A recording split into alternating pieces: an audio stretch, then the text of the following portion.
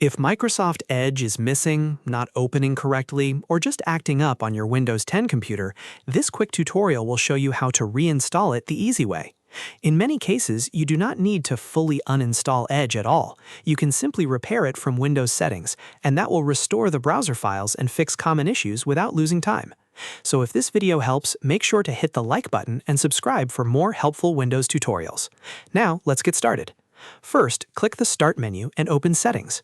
You can also press Windows plus I on your keyboard to open Settings faster. Once Settings is open, look for Apps and click on it.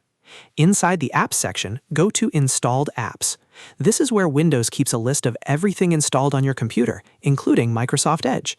Now, use the search bar to find Microsoft Edge. Once you see it, click the three dots next to it to open the Options menu. From there, select Modify. Windows may open a setup or repair window for Edge. When that happens, click Repair. This tells Windows to fix the Microsoft Edge installation and restore any missing or damaged files.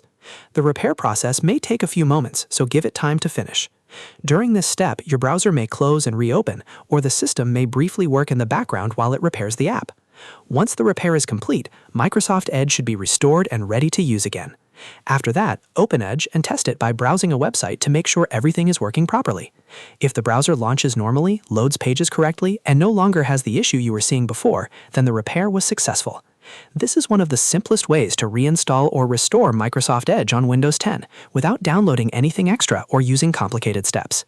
If you found this tutorial useful, please like this video and subscribe to the channel for more easy tech fixes, Windows tips, and step-by-step guides. Thanks for watching, and I'll see you in the next one.